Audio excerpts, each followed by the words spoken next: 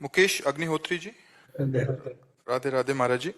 महाराज जी, आप उप मुख्यमंत्री हैं हिमाचल प्रदेश के। महाराज जी, आप कह रहे हैं कि आपकी पत्नी की अकाल मृत्यु हो गई थी, बट एक दिन पहले आपसे मिलने की उनको तीव्र इच्छा थी और बहुत प्रयास भी किया, बट मिल नहीं पाए। मतलब वहीं से महाराज जी उनके अंतिम इच्छा को पूरी करने के लिए आप आए हैं महाराज जी। हाँ, धन्यवाद है। हमें लगता है कि एक श्रीमद् भागवत का पाठ करवा लेना, मूल संस्कृत का पाठ भागवत का करवा के संकल्प करके अपनी पत्नी को दे दीजिएगा।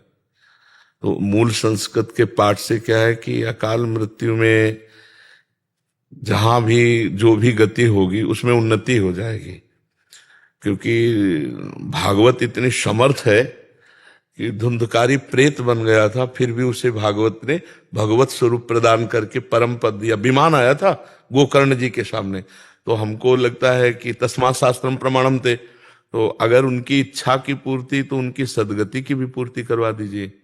अगर आपको समय मिले तो 7 दिन स्वयं बैठकर सुनिए, और नहीं समय मिलता तो पुत्र या किसी को भी बैठाल दीजिए, और उत्तम जो संस्कृत के ज्ञान से परिपूर्ण है और जो विश्वास पूर्वक पूरे अध्यायों का पाठ कर सकते हैं, तो उनको उचित दक्षिणा दे करके पूजन करके 7 दिन अगर भागवत का पाठ हो और वो संकल्प करके उस जीवात्मा को दिया जाए जो आपकी पत्नी बन के आए, परम मंगल हो जाएगा।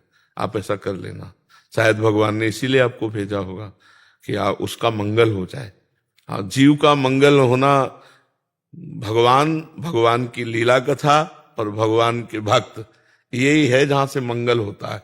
यदि भक्त मिल गए तो भगवान की लीला कथा सुनने को मिल गई तो मंगल हो गई, और भगवान का नाम, ये सब मंगल में है। तो अनुष्ठान भागवत का करवा लीजिएगा 7 दिन के लिए, और संकल्प करके पत्नी को दे दीजिएगा।